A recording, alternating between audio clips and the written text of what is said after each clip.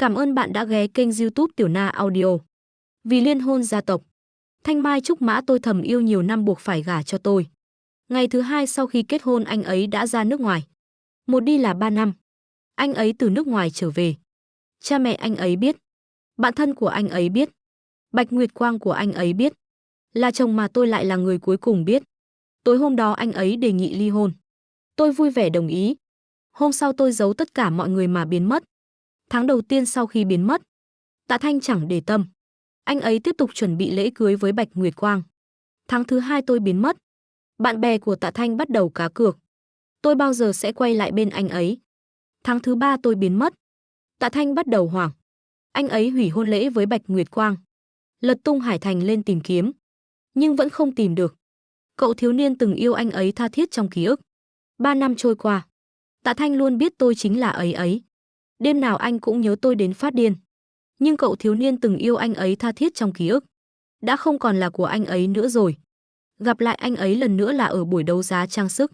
Tôi vừa xuống xe, liền thấy Tạ Thanh cùng tình nhân trò chuyện trước cổng. Tôi nhìn rất lâu, mắt đã hơi nhòe đi. Bạn thân xót xa nói cậu đừng vào nữa, để tôi giúp cậu đấu giá. Tôi mỉm cười lắc đầu, cùng bạn thân bước vào hội trường, ngồi vào chỗ của mình.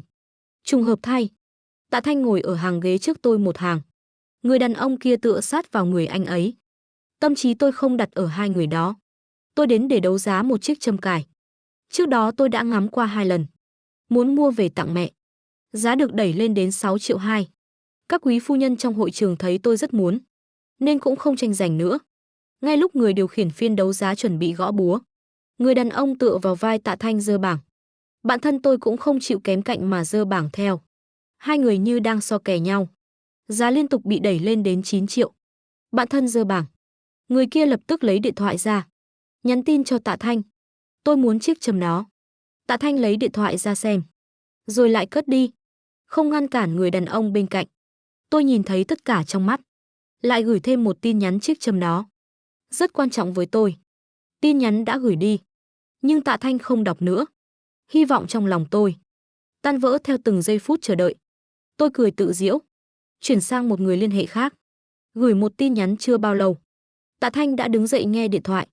Lúc quay lại, ánh mắt sắc như dao bắn thẳng về phía tôi. Tôi giả vờ không thấy. Chiếc châm này là di vật của cha tôi. Tôi thật sự không còn cách nào khác. Mới gọi điện cho mẹ chồng gây áp lực, nhưng mọi chuyện lại không diễn ra như tôi mong muốn. Sau khi Tạ Thanh ngồi xuống, người đàn ông kia lập tức ra giá 20 triệu. Bạn thân tôi tức giận vô cùng, còn muốn tiếp tục ra giá. Tôi ngăn cô ấy lại. Ở Hải Thành muốn ném tiền, ai có thể ném hơn đại tiểu thư nhà họ Tạ.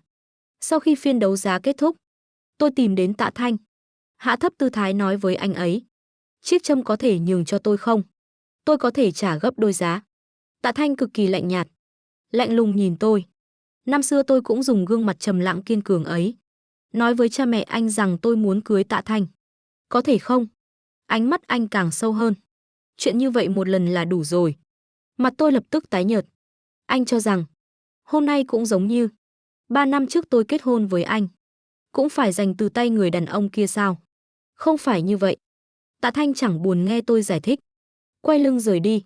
Tôi cuống lên, nắm lấy tay anh. Chiếc châm này là của bố tôi. Trong mắt anh tràn đầy căm hận thấu xương, sự chán ghét sâu sắc. Nhìn tay tôi đang bám trên cánh tay anh buông ra. Tôi nhớ lại ngày đi đăng ký kết hôn. Khoảnh khắc cầm được giấy chứng nhận, tôi vui đến mức muốn xoay 3 vòng. Còn anh khi đó cũng nhìn tôi bằng ánh mắt như vậy. Nói với tôi ngoài tờ giấy này, em sẽ không có được gì cả. Tạ Thanh nói được làm được. Tôi muốn buông anh ra. Nhưng chiếc châm này tôi đã tìm rất lâu rồi. Tôi chỉ muốn để lại cho mẹ một chút kỷ niệm. Tôi đè nén cảm xúc đau đớn khẩn cầu anh. Tạ Thanh xem như tôi cầu xin anh. Tạ Thanh hất tay tôi ra. Chẳng phải tôi cũng từng cầu xin em sao? Nhìn thấy ánh mắt đầy chán ghét của Tạ Thanh, tôi hạ quyết tâm. Tạ Thanh, chỉ cần anh đưa tôi chiếc châm, chúng ta ly hôn. Anh không nói một lời, cười lạnh bỏ đi. Trưa ngày mùng 1, Tạ Thanh mới về nhà. Đây là tân phòng chúng tôi sau khi kết hôn. Từ khi tôi dọn vào, mọi thứ nơi đây đều được tôi chăm chút gọn gàng ngăn nắp. Nhưng với anh lại có phần xa lạ. Cởi áo khoác xong liền trở về phòng mình. Sau khi kết hôn chúng tôi sống cùng một mái nhà, nhưng lại như người xa lạ. Tôi cười tự giễu. Tôi thu dọn đồ đạc xong, Khi bảo người giúp việc chuyển lên xe tôi, Tạ Thanh cuối cùng cũng xuống lầu. Anh ngồi trên sofa hỏi đi đâu vậy? Tôi nhìn anh một cái, nói rằng thỏa thuận ly hôn tôi sẽ để luật sư gửi cho anh. Tạ Thanh vừa châm thuốc, vừa ngẩng đầu nhìn tôi nói vẫn chưa gây đủ sao. Tôi cười nhẹ, cảm xúc năm đó của anh tôi đã thấu hiểu rồi. Thật sự xin lỗi quá. Tạ tiểu thư. Tạ Thanh khựng lại tay đang châm thuốc. Tôi vừa lên xe liền nhận được điện thoại từ mẹ chồng, bảo tôi đến biệt thự cũ một chuyến. Tôi cúp máy rồi nhìn ra ngoài xe. Tạ Thanh đã thay quần áo, là muốn đi cùng tôi. Trước mặt người nhà anh ấy, cuộc hôn nhân này nhìn qua như khách sáo hòa thuận. Nhưng lần này tôi không định phối hợp nữa. Tôi đã quyết định ly hôn rồi, nên cũng không định cân nhắc cảm xúc của Tạ Thanh nữa. Anh hút xong một điếu thuốc rồi đến gõ cửa xe tôi. Tôi lạnh nhạt nói tôi tự lái xe đến. Anh nói mẹ tôi không thể tức giận, còn nói mấy hôm nữa bà phải phẫu thuật. Hai người đi riêng bà sẽ nghĩ lung tung. Tôi không trả lời anh. Cho dù mẹ chồng có tức, cũng là do anh gây ra, chẳng liên quan gì đến tôi. Tôi kéo cửa kính xe lên. Tạ Thanh bất ngờ nói, em không cần chiếc châm đó nữa à? Tôi mím môi. Cuối cùng vẫn xuống xe. Đây là lần đầu tiên trong 3 năm kết hôn tôi ngồi chung xe với Tạ Thanh. Từng có thời tôi mong chờ biết bao, được có thêm thời gian bên anh ấy. Giờ đây lại chẳng thể vui nổi nữa. 20 phút sau, xe đến biệt thự cũ nhà họ Tạ. Tạ Thanh xuống xe, còn nắm lấy tay tôi. Ngón tay tôi run lên. Rất cố gắng giật ra, nhưng lại không giật nổi. Ba mẹ anh thông minh như vậy, chỉ nhìn là biết chúng ta có chuyện. Chỉ cần anh đưa tôi chiếc châm, tôi sẽ giúp anh vượt qua ải ba mẹ. Tạ Thanh bình tĩnh nhìn tôi. Anh không nói gì. Tôi xem như anh đồng ý. Vào đến phòng khách, phu nhân họ Tạ thấy chúng tôi nắm tay vào, rất hài lòng, nhưng đột nhiên nghĩ đến gì đó. Trợn mắt nhìn con gái, giọng không vui nói đi lên lầu đi con. Ba con đang đợi. Rồi lại dịu dàng kéo tôi ngồi xuống nói chuyện. Giang ý mấy chuyện trên mạng là nó hồ đồ. Mẹ phải xin lỗi con. Tôi biết phu nhân họ Tạ thật lòng thương tôi. Những người khác trong nhà họ Tạ cũng đối xử tốt với tôi. Mẹ biết con đã chịu uất ức. Con cứ nói với mẹ, muốn gì mẹ sẽ đòi lại cho con. Tên khốn đó. Tôi rất cảm kích mẹ chồng đã đứng về phía mình. Nhưng càng được chống lưng, Tạ Thanh lại càng chán ghét tôi. Tôi thật sự mệt mỏi với cuộc sống như thế này rồi. Mẹ, con muốn ly hôn với anh ấy. Phu nhân họ Tạ từng nghĩ tôi sẽ rất tức giận. Nhưng không ngờ tôi lại muốn ly hôn thật. Giang ý, lần này nó về nước cũng không định ra đi nữa. Mẹ sẽ bắt nó cắt đứt với gã kia. Hai đứa lại sống với nhau đi. Nó sẽ yêu con thôi. Tôi nói chuyện không có kết quả thì nên sớm dừng lại. Dù chúng tôi ly hôn, tôi vẫn sẽ thường xuyên đến thăm mẹ. Phu nhân họ Tạ thấy tôi đã quyết, cũng không biết khuyên thế nào. Tôi nhẹ nhàng ôm lấy bà nói, mẹ là người mẹ chồng tốt nhất thế gian. Vì con mà hai mẹ con mẹ còn lạnh nhạt với nhau. Con lên lầu khuyên nhủ một chút. Cũng đừng mắng anh ấy nữa. Phu nhân họ Tạ cùng tôi đi. Chúng tôi vừa đến trước cửa thư phòng, liền nghe thấy cha họ Tạ nói mấy năm nay con ở nước ngoài. Rời khỏi tầng quản lý cốt lõi của Tạ thị lâu như vậy, muốn tiếp quản Tạ thị đã là rất khó. Nếu lại rộ lên chuyện ly hôn, dù đã kết hôn rồi cũng cực kỳ bất lợi. Sau đó lại nghe thấy Tạ Thanh nói, nếu mọi người đồng ý con ly hôn với Giang Ý, tài sản nhà họ Tạ con không cần một đồng nào. Thì ra Tạ Thanh thật lòng yêu người đó. Trước đây nhà họ Tạ bắt anh ấy chọn giữa việc kế thừa và người kia. Anh không chút do dự mà chọn người đó. 3 năm trôi qua, anh vẫn kiên định như vậy, khiến tôi vừa đau lòng vừa có chút cảm động. Phu nhân họ Tạ nghe thấy câu đó, cơn giận vừa kìm xuống lại bốc lên. Tạ Thanh, năm đó nếu không phải cha vợ con cứu, người đã mất mạng rồi. Sao có thể nói mấy lời như vậy? Tôi sống sót không liên quan gì đến cha anh ta cả. Phu nhân họ Tạ tức đến phát khóc. Không hiểu sao con gái lại không nhận chuyện đó. Tôi không muốn để Tạ Thanh nghĩ cục diện hiện tại là do tôi gây ra. Tôi nhẹ nhàng ôm phu nhân họ Tạ. Xuống lầu rồi. Tôi bình tĩnh nói, 3 năm trước tôi không nên kết hôn. Mẹ Tạ nắm chặt tay tôi nói, ly hôn với con gái ngốc của mẹ xong, con hãy xem như mình là con trai mẹ nhé. Ân tình nhà con, mẹ không quên. Cha Tạ cũng thấy đề nghị này không tồi. Tài sản dưới tên Tạ Thanh, cổ phần bất động sản chia cho con một nửa. Tôi ngẩn người. Phu nhân họ Tạ bắt đầu khuyên tôi, đàn ông khi ly hôn mà không cần gì, phụ nữ chẳng những không cảm kích, còn thấy anh ta ngốc. Đừng u mê vì tình. Hơn nữa chỗ tiền này còn chưa trả hết. Ân tình của nhà con. Năm đó cha Tạ và Tạ Thanh gặp tai nạn. Cha tôi thấy vậy liền cứu cả hai. Mà cha tôi cũng vì thế mà rước họa. chết trong biển lửa. Rõ ràng là cha con đã cứu họ. Vậy mà con ngốc nhà họ Tạ lại khăng khăng nói người cứu anh ta là Phùng Thừa Trạch. Nghĩ đến đó phu nhân họ Tạ lại giận dữ. Tạ Thanh ngoại tình trong hôn nhân. Ra đi tay trắng đi. Tôi nhỏ giọng nhắc nhở đó mới là con gái mẹ.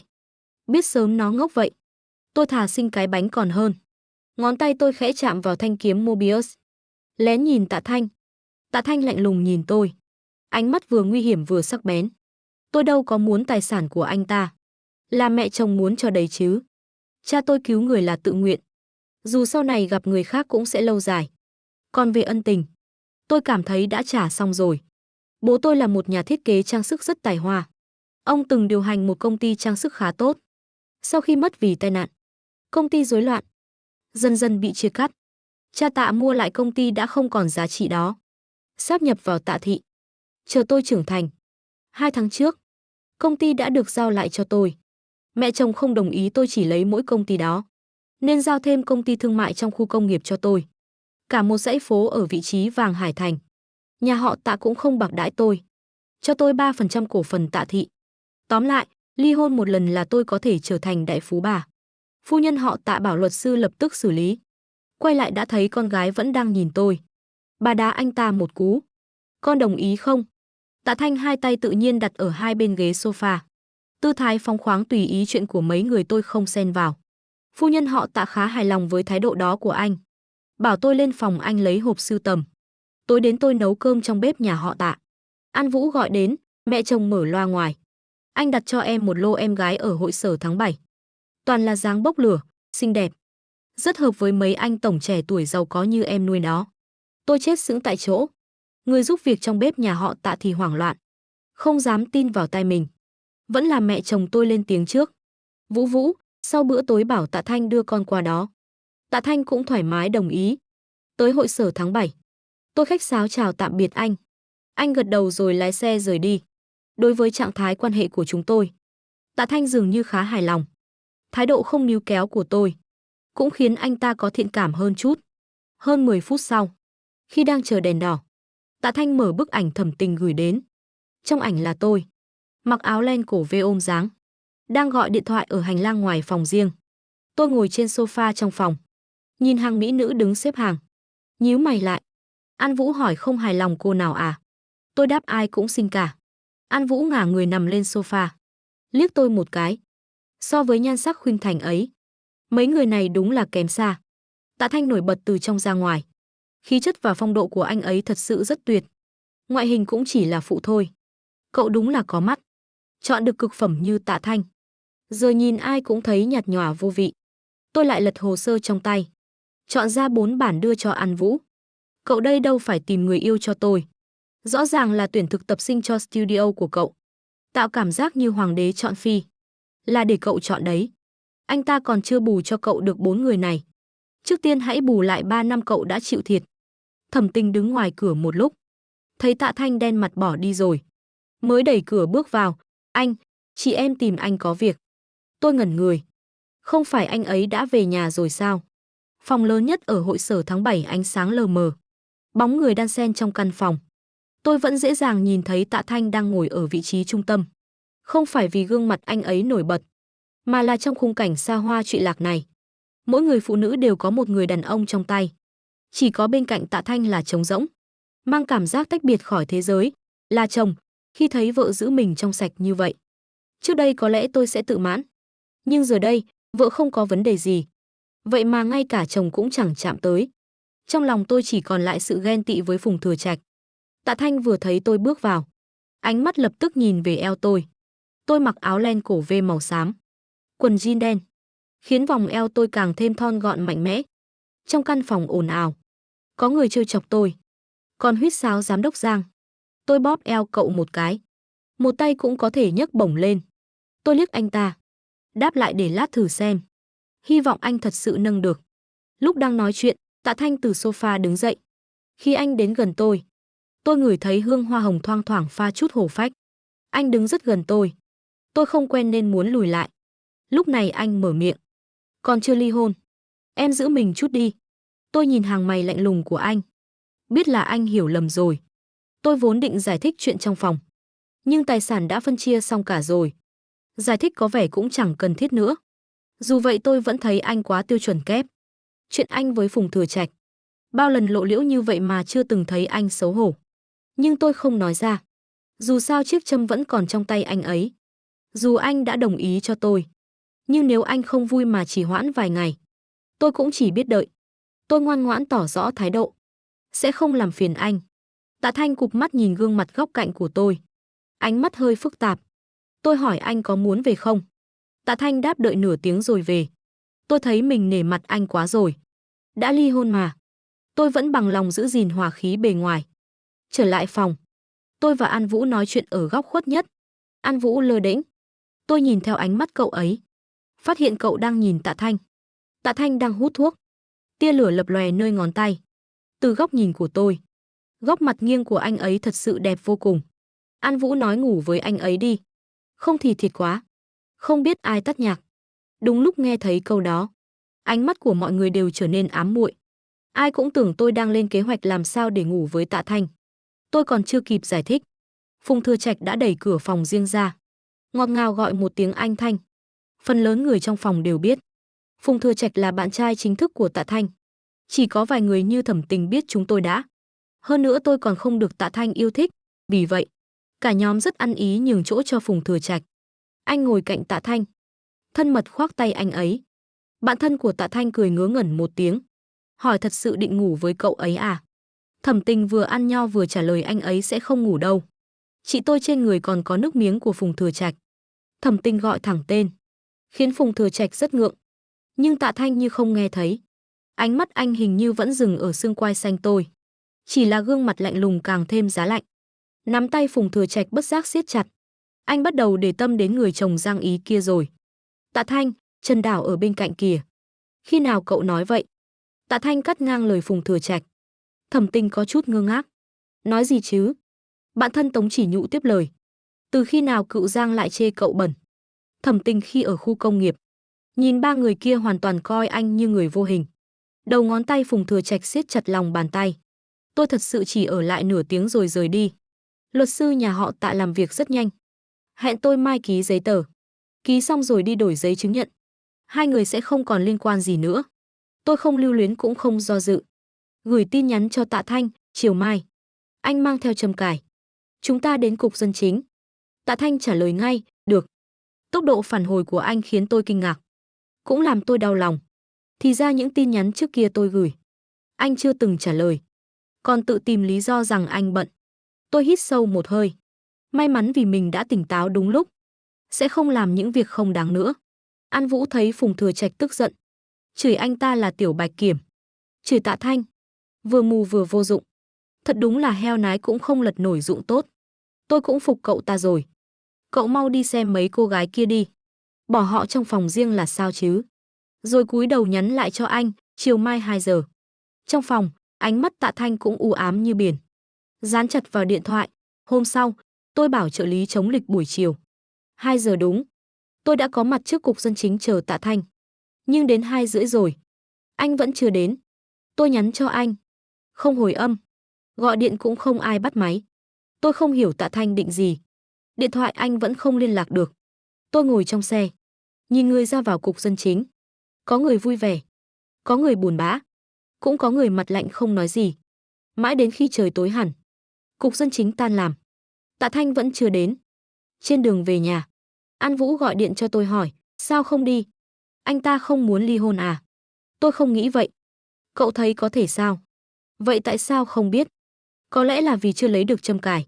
Hoặc lại có chuyện gì liên quan đến Phùng Thừa Trạch.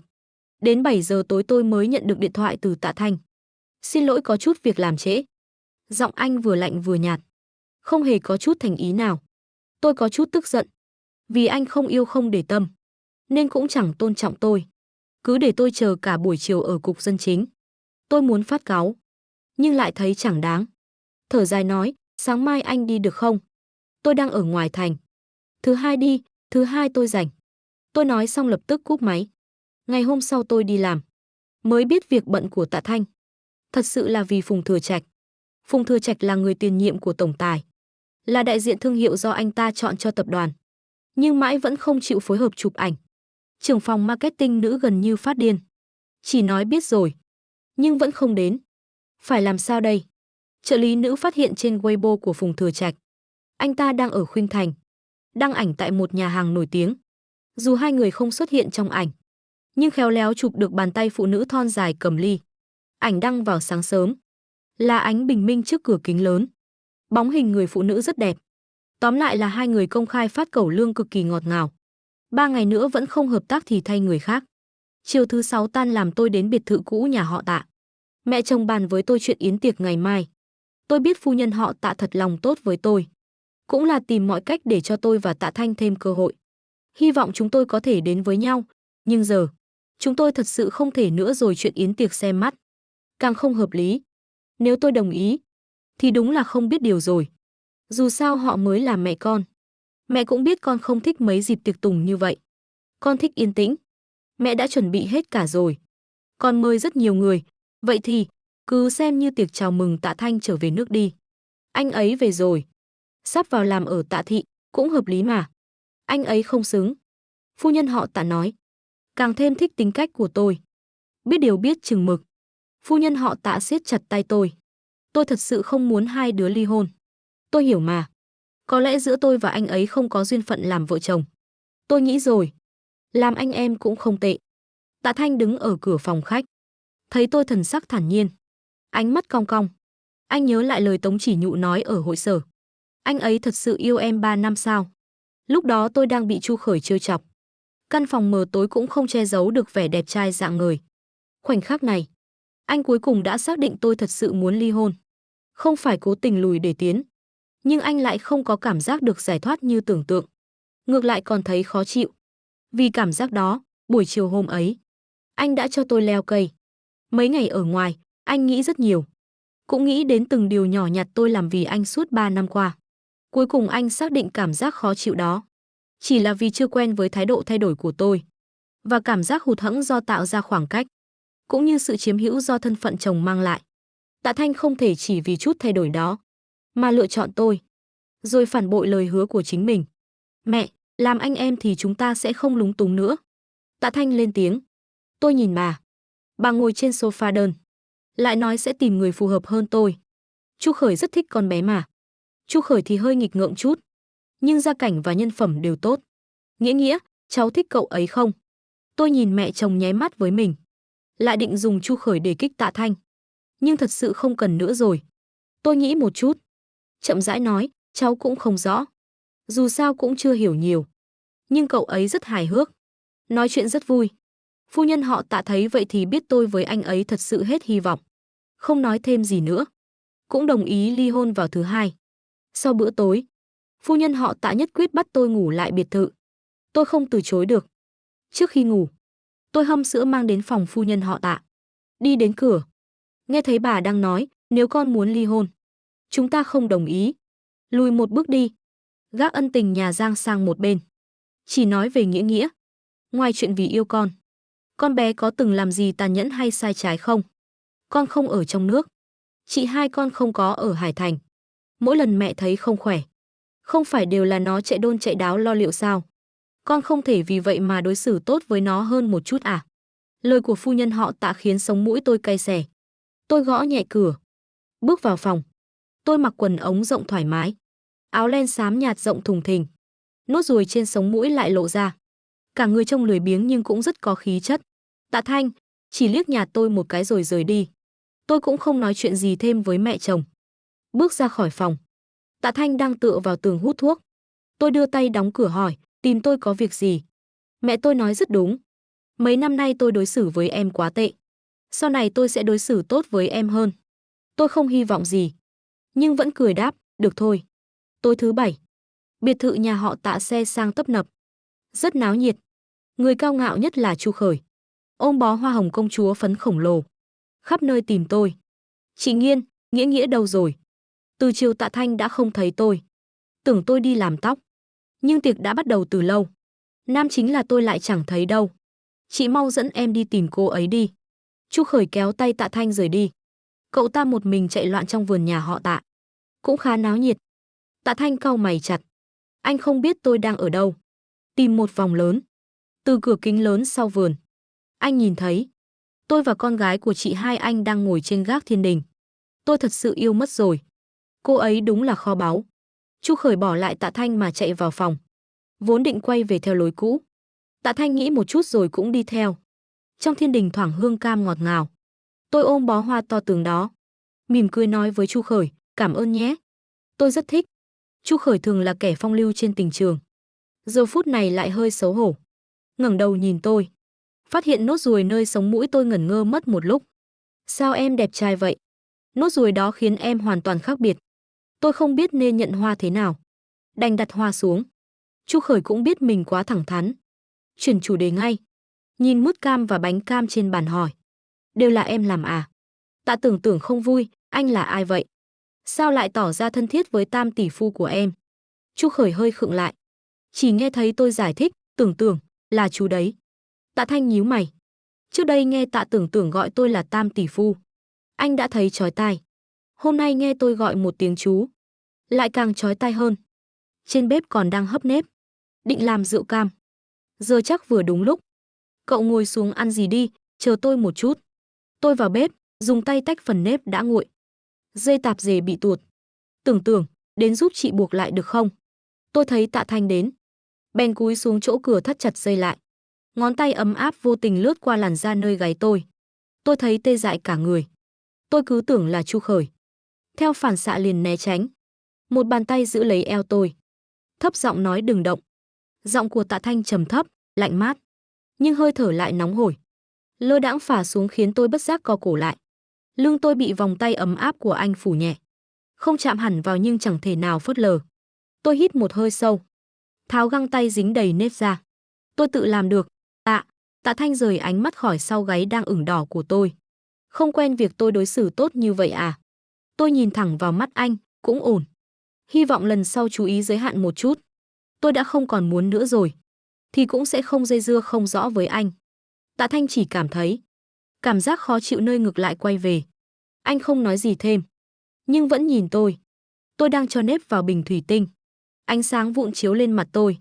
Khá đẹp trai Để tôi giúp cậu.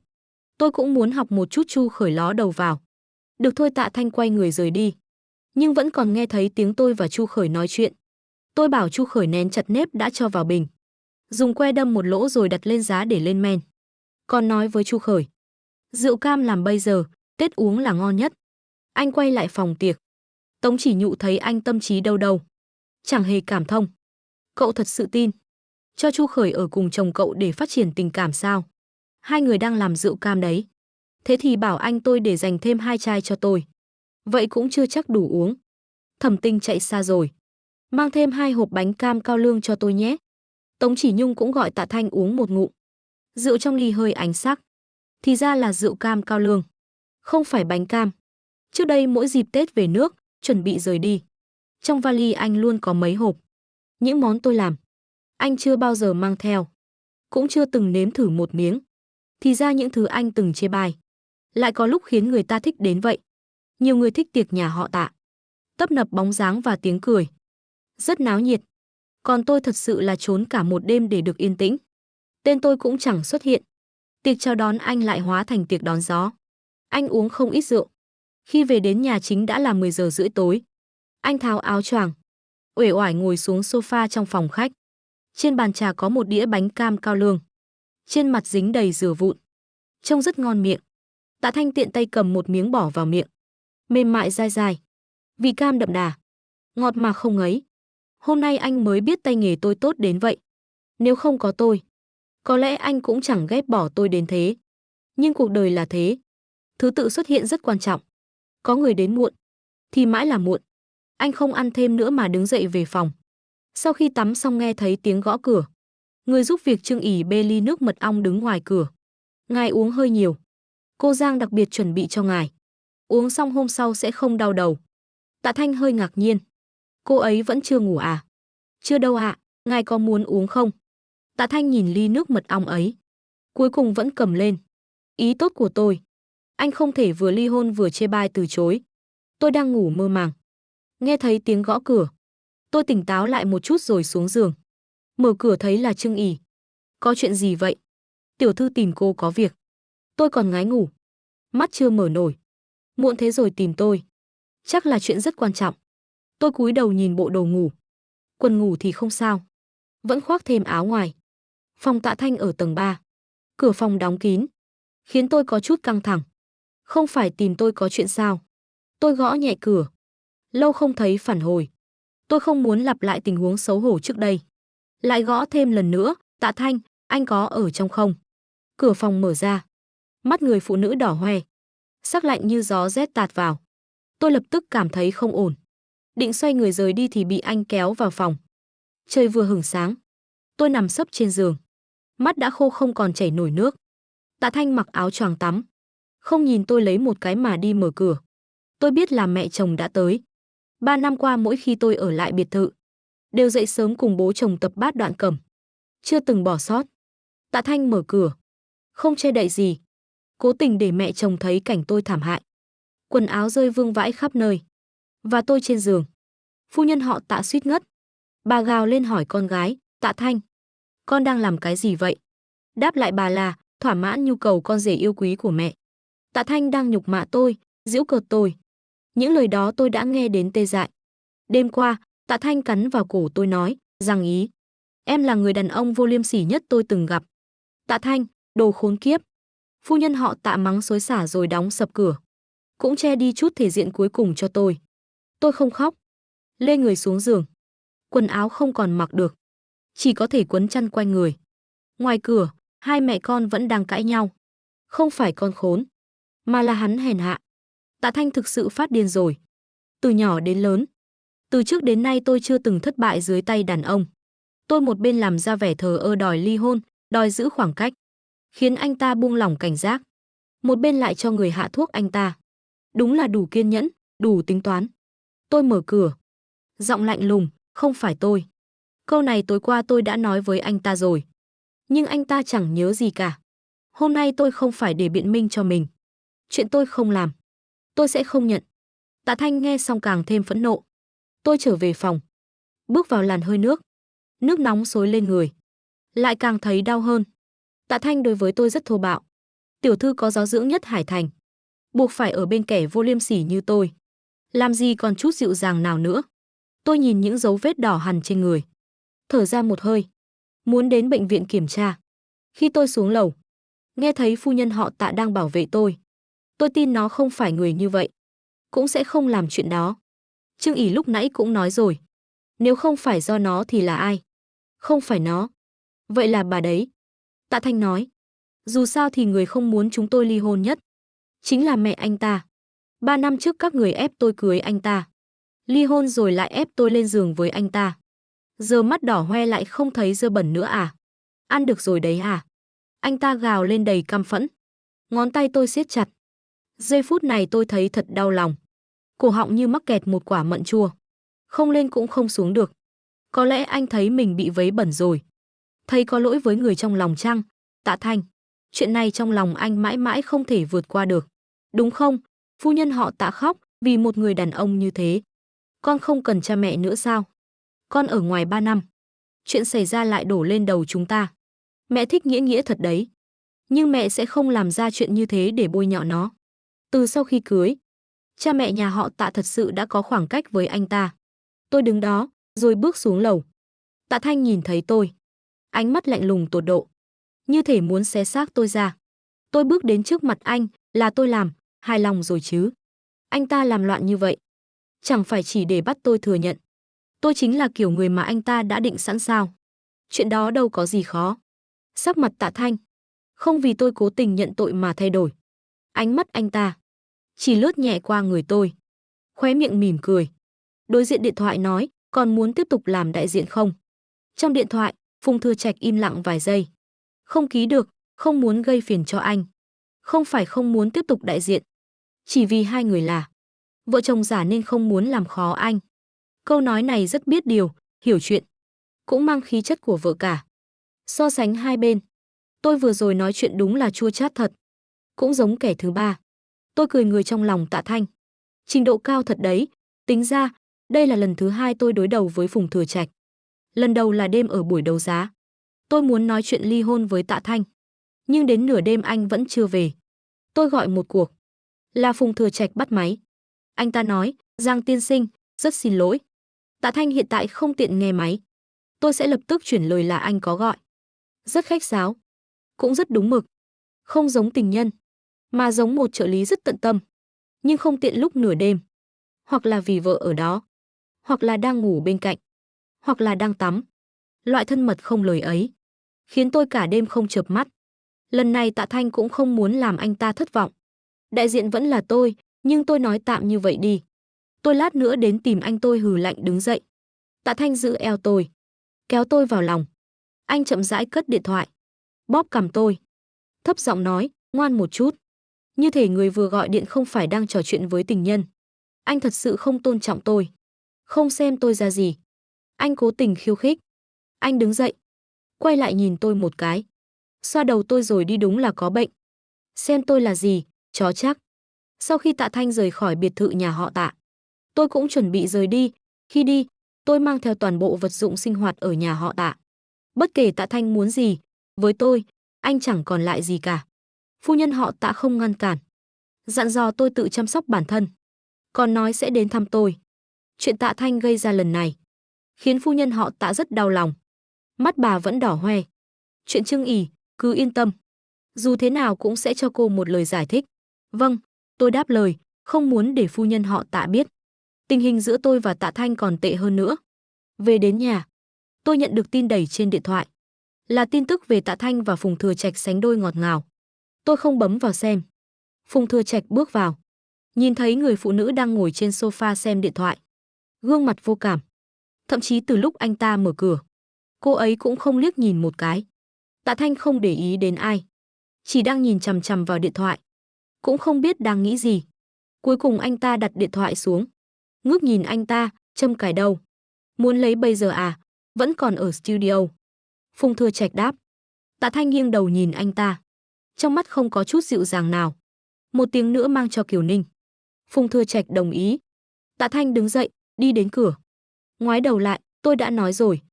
Ngoài chuyện đó ra, đừng gọi vào số cá nhân của tôi. Có việc thì tìm Kiều Ninh. Phùng Thừa Trạch sắc mặt tái nhợt. Vâng. Anh quay người rời đi. Phùng Thừa Trạch khép cửa lại. Tựa lưng vào cửa. Vừa rồi ánh mắt lướt qua điện thoại của Tạ Thanh. Người trong danh bạ WeChat là tôi. Vẫn mở màn hình dừng ở đoạn tin nhắn lần trước của chúng tôi. Anh ấy đang ngẩn người. Anh ấy bắt đầu để ý đến tôi rồi sao? Từ khi nào anh ấy bắt đầu để tâm đến tôi? Anh ấy từ bỏ rồi sao? Không định đi tìm cậu thiếu niên năm xưa cứu anh nữa sao? Ở hội sở tháng 7, khi biết Tạ Thanh tạm thời không ly hôn nữa, Tống Chỉ Nhụ và Thẩm Tình hoàn toàn không ngạc nhiên. Tổng giám đốc Tạ cuối cùng cũng tìm được lý do để không ly hôn rồi. Tống Chỉ Nhụ gọi điện cho anh. Tạ Thanh đang ngậm điếu thuốc trên bàn mặt trược. Lạnh nhạt liếc cô một cái. Cậu nghĩ một đêm liệu có được không? Eo có chịu nổi không? Tạ Thanh không nói gì. Tập trung chơi bài. Chị và anh rể cứ sống yên ổn với nhau đi. Anh ấy thật sự là người tốt. Tạ Thanh không rõ là đang giận hay đang cười. Khẽ nhướng mày. Một tiếng cười mũi đầy châm chọc bật ra. Một bên anh ta lạnh nhạt đòi ly hôn, đòi giữ khoảng cách. Khiến tôi mất cảnh giác. Một bên lại cho người hạ thuốc tôi. Người như thế đúng là tốt thật. Lúc ở nhà, tôi còn cố giữ dáng vẻ lùi để tiến. Anh ta thật sự tò mò. Tôi làm sao có thể giữ ánh mắt bình thản như vậy? Tôi tin anh ấy không làm chuyện như thế. Thẩm Tình tin vào nhân cách của tôi. Chắc chắn giữa hai người có hiểu lầm. Hiểu lầm hay không? Có mỹ nhân nào thì anh ta cứ chơi thôi. Tạ Thanh ở hội sở tháng 7 đến tận 10 giờ rưỡi. Uống chút rượu. Ngậm thuốc lá nhắn tin bảo tôi tới đón. Tôi đang chuẩn bị ngủ, thấy tin nhắn đó. Liền phớt lờ luôn. Rõ ràng anh ta chẳng hiểu gì về tôi. Nhưng khoảnh khắc đó, anh ta như đoán trước được phản ứng của tôi. Giang ý, nếu tôi là em, tôi nhất định sẽ đến. Tôi nhìn dòng tin nhắn đó. Biết anh ta lấy châm cài ra uy hiếp tôi. Nhưng Tạ Thanh không giữ lời. Nói sẽ đi ly hôn mà cho tôi leo cây. Giờ lại không chịu ly hôn nữa. Cho dù tôi có tới, anh ta cũng chưa chắc giữ đúng hứa hẹn. Tôi không muốn bị anh ta nắm thóp vì chuyện này. Tôi tắt nguồn điện thoại luôn. Tạ Thanh ngồi tựa sofa trong phòng riêng hội sở. Nhìn tin nhắn không được phản hồi nữa. Hương rượu ngải thảo nhẹ nhẹ tỏa ra. Thấy cũng thú vị thật. Hôm sau, Chu Khởi đến trước cửa nhà tôi rất sớm. Tay còn xách 2 phần bữa sáng. An Vũ thấy anh ta chu đáo như vậy. Cùi trỏ huých nhẹ vào eo tôi. Thấy Chu Khởi có tiềm năng đấy. Ý, tôi không biết bạn thích ăn gì, nên mua vài món đơn giản. Chu Khởi gãi đầu, tôi không nhảy múa được đâu.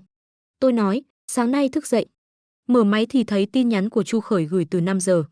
Nói muốn mua bữa sáng cho tôi. Hỏi tôi thích ăn gì. Rất có lòng. An Vũ uống ngụm nước bí đỏ. Chu Khởi, đừng cho cậu ấy ăn bất kỳ món gì có thịt heo nhé. Chu Khởi nói, nhớ rồi. Rồi bảo chúng tôi lên xe. Tới cầu gỗ. Người không nhiều. Chu Khởi đưa nón và khăn cho chúng tôi. Tôi đã tra thời tiết. Hôm nay gió biển to lắm. Hai người đợi tôi đi đỗ xe. So với mấy cô gái hiện tại khác hẳn. Tôi gật đầu, đúng là vì thời tiết. Hải âu bay từng đàn rất thấp trên cầu gỗ. Chút cũng không sợ người, cứ lượn vòng quanh. Đúng như Chu Khởi nói. Hải âu như nổi loạn. Nhưng thật sự rất vui. Chu Khởi đưa tôi ít vụn bánh mì. Tôi đặt trong lòng bàn tay. Có con gan dạ còn xà vào tay tôi để ăn. Tôi mặc áo khoác phao trắng dài. Đội chiếc mũ Chu Khởi đưa. Trông cũng khá đẹp trai. Tôi đang cho Hải âu ăn. Chu Khởi tranh thủ chụp ảnh. Dù trên cầu gỗ hơi lạnh, nhưng tôi luôn mỉm cười. Chu Khởi thở phào. Tôi ngoái đầu lại cười với cậu ta. Chu Khởi, cảm ơn cậu đã chuẩn bị chu đáo như vậy. Tôi thật sự rất vui. Chu Khởi nghe vậy càng vui hơn. Trên đường về, từ điện thoại, tôi chọn ra 2 bức ảnh tôi đẹp nhất, đăng lên vòng bạn bè. Tạ Thanh lúc ăn trưa, vô tình thấy được bài đăng của Chu Khởi. Tôi đúng là đẹp trai.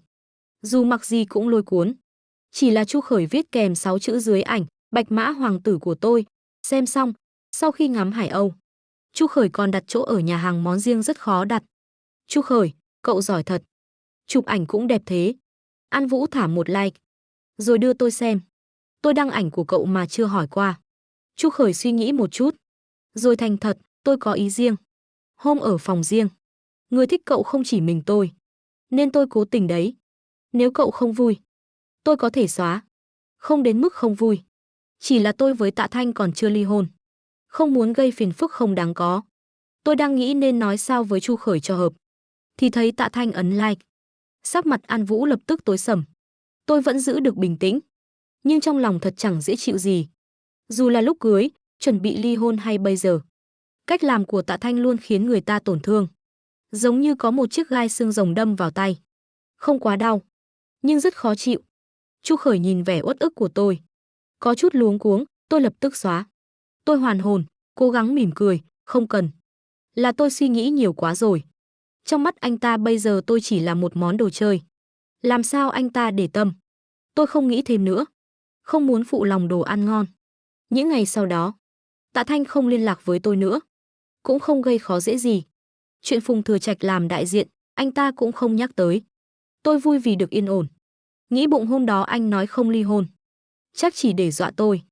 Chắc chẳng bao lâu nữa, anh sẽ đi làm thủ tục ly hôn với tôi. Cho Phùng Thừa Trạch một danh phận. Tối thứ 6, tôi định về nhà thăm mẹ. Vì công ty có việc đột xuất, tôi kết thúc lúc 9 giờ. Điện thoại có vài cuộc gọi nhỡ từ biệt thự nhà họ Giang. Tôi gọi lại mới biết, mẹ tôi ra ngoài từ chiều đến giờ vẫn chưa về. Sau khi cha mất, mẹ tôi đôi khi cũng hay lú lẫn. Nhưng nếu không bị kích động, tình trạng vẫn rất tốt. Tôi về đến nhà, hỏi người giúp việc mới biết. Mẹ tôi đi tìm châm cài. Châm nào chứ? Châm cài không phải đang ở chỗ Tạ Thanh sao? Tôi thở gấp. Vào Weibo của Phùng Thừa Trạch xem, thì thấy anh ta cài châm đó khi tham dự lễ trao giải. Mắt tôi lập tức đỏ hoe. Tạ Thanh sao có thể như vậy?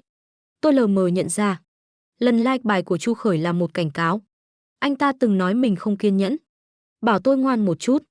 Thì ra đang chờ tôi mắc bẫy ở đây. Anh biết châm cài đó là di vật của cha tôi. Tôi thở dài. Những điều đó không còn quan trọng. Quan trọng là phải tìm được mẹ tôi. 2 năm nay mẹ tôi rất ổn định. Không còn đeo đồng hồ định vị nữa. Thời tiết hôm nay ở Hải Thành rất tệ. Dự báo có mưa tuyết. Dù không có tuyết, nhưng mưa nhỏ rả rích giữa đêm thật lạnh thấu xương. Cuối cùng tôi tìm thấy mẹ ướt sũng trong nghĩa trang trên núi. Mẹ Giang thần trí không tỉnh táo, ba con. Chiếc châm đó sao lại cho người khác rồi? Tôi nghe mà đau lòng đến chết. Mẹ, mình về nhà trước được không? Châm cài ở nhà mà. Mẹ quên rồi sao? Cha con bị người ta hại chết đấy. Tần Song lại nói. Con biết mà. Năm đó có người muốn hại phụ nữ nhà họ Tạ. Kẻ thù cũ của cha quay lại trả thù mẹ. Mình về nhà trước đã được không? Trên đường về, Tần Song cứ lẩm bẩm mãi về chiếc châm, nói đó là bảo vật của cha. Đưa mẹ vào viện thì đã là nửa đêm. Tôi ngồi một mình trên ghế dài trong bệnh viện suy nghĩ. Cuối cùng vẫn gọi cho Tạ Thanh. Tôi gọi 3 lần. Không ai bắt máy. Cảm giác bất lực tràn lên. Tôi chống khuỷu tay lên gối.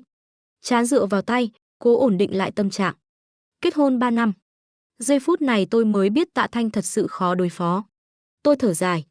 Dặn dì Lý chăm sóc mẹ đang ngủ thật tốt. Rồi tôi đi tìm Tạ Thanh. Xe vào biệt thự số 6 đường Ngô Đồng thuận lợi. Vào đến phòng khách. Tôi thấy Tạ Thanh. Anh đang uể oải ngồi trên ghế sofa màu nâu nhạt. Thân sắc lạnh lùng. Toát lên khí thế không thể xem thường. Như thể đã đợi tôi rất lâu. Tôi thấy điện thoại nằm ngay bên tay anh. Tôi hỏi, sao không nghe điện thoại? Anh liếc tôi một cái. Cười cười, tôi gửi tin nhắn WeChat cho em, sao không trả lời? Thù dai thật đấy. Phải làm sao mới chịu đưa tôi chiếc châm? Tạ Thanh nghe vậy. Chống tay sau đầu, mặt mày thoải mái, nói chuyện với người thông minh thật nhẹ nhàng. Tôi chưa nói gì, mà anh đã dễ dàng đoán ra ý tôi. Chỉ không biết tôi vừa đi đâu về. Mặt mày tiều tụy, râu mọc lởm chởm, trắng bệch gần như trong suốt. Thê thảm chẳng ra sao. Trước hết cứ dỗ cho tôi vui đi đã. Tôi nhìn thẳng vào anh, mắt lóe sáng. Dỗ thế nào? Anh hỏi ngược lại, nhìn tôi từ đầu đến chân. Ánh mắt mang theo nguy hiểm. Tôi đã lường trước kết cục. Nhưng khi thật sự phải làm, tôi vẫn cảm thấy nhục nhã. Tôi cởi áo khoác, ném xuống đất. Bước đến trước mặt anh. Sắc mặt Tạ Thanh rừng rưng. Không chút cảm xúc. Nhưng hàng lông mày hơi nhíu lại khiến tôi hiểu. Anh không hài lòng. Nhưng tôi không làm được chuyện cởi hết ra để dỗ anh. Nước mắt trực rơi khỏi khóe mắt. Tôi cắn môi dưới. Cúi người nằm lên bàn trà trước mặt anh. Giống hệt đêm đó. Một bàn tay phụ nữ bóp cằm tôi. Khóc cái gì chứ? Hoàng tử Bạch Mã. Tôi không dám tin, nhìn anh. Trong mắt anh là nụ cười đầy ác ý. Muốn có châm cài thì đừng khóc nữa. Tạ Thanh nói. Tôi biết tôi đã phá hỏng tâm trạng của anh.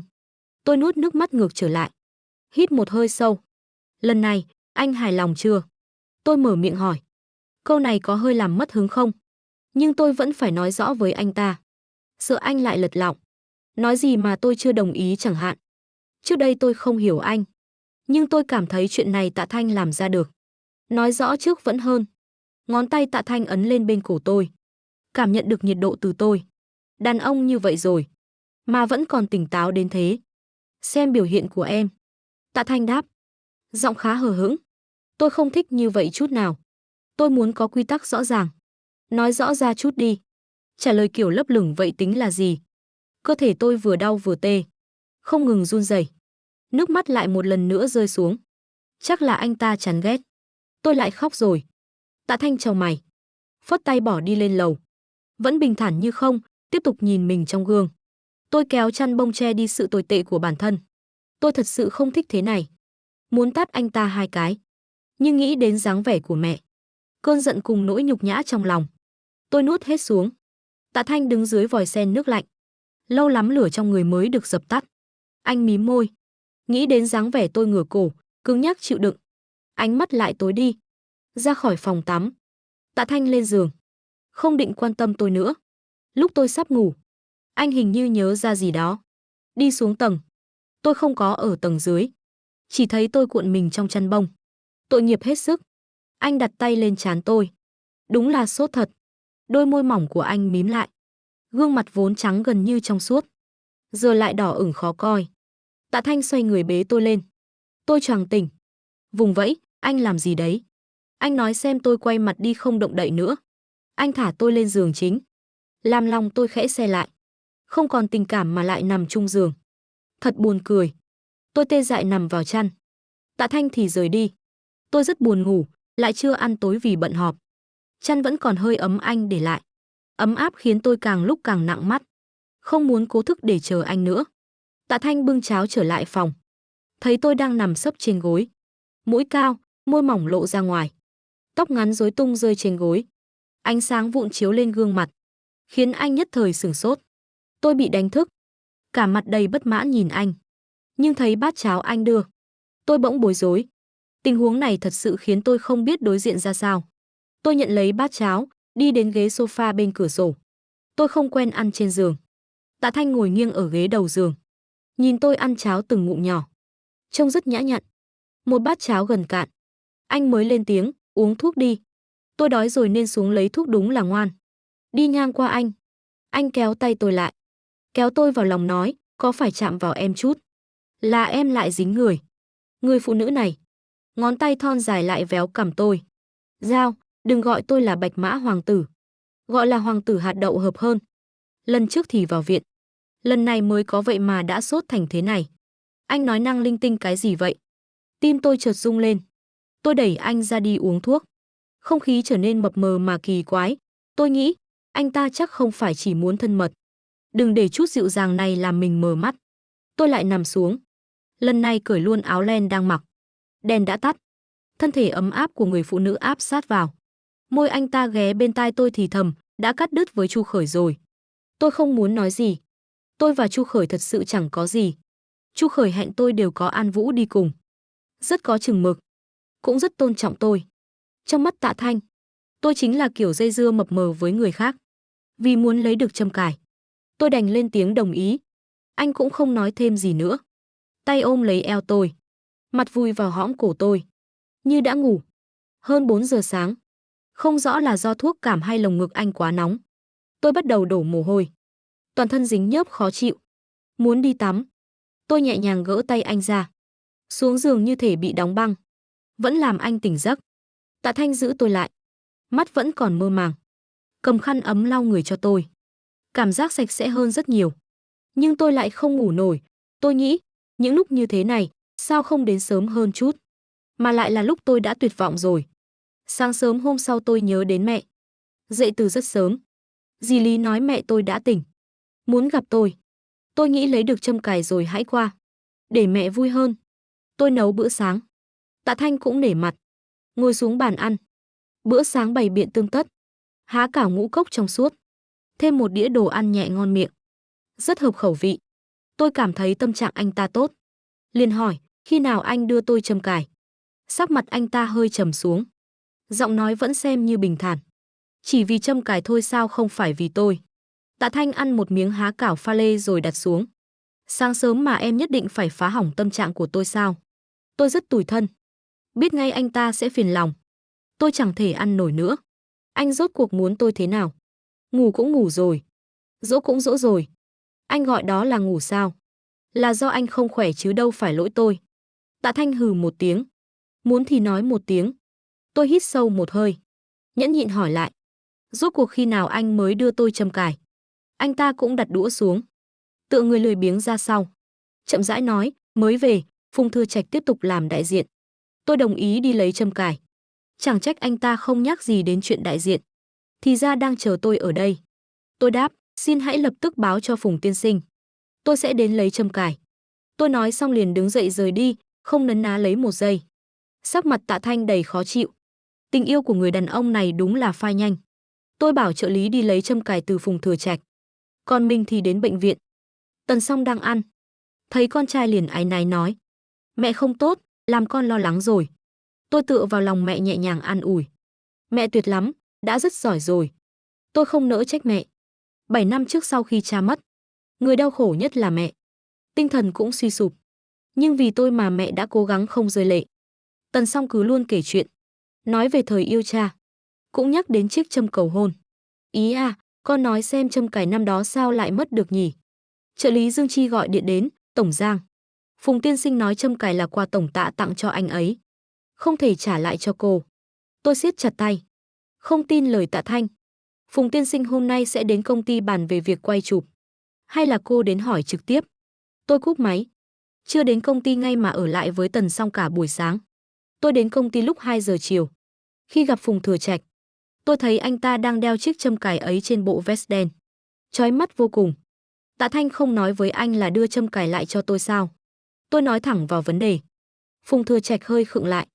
Cười cười, Tổng Giang. Đồ kỳ vật của lệnh đường, đúng là nên trả cho cô.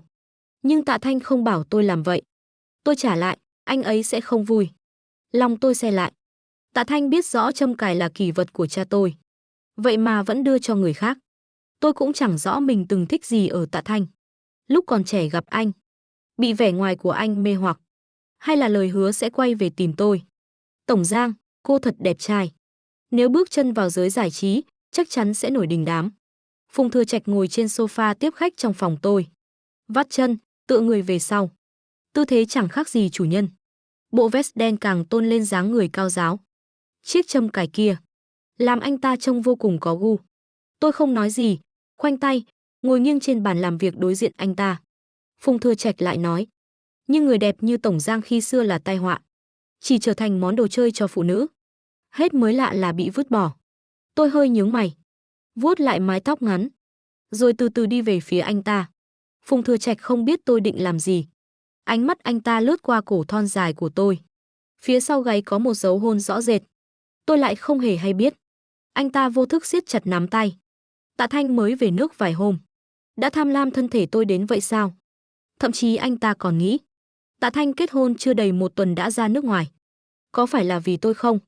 Châm cài, anh tự tháo ra đưa tôi. Hay để tôi giúp anh gỡ? Giọng tôi không to, nhưng mang áp lực rõ ràng. Phùng Thừa Trạch không kìm được nhìn tôi lần nữa. 3 năm trước đã biết tôi.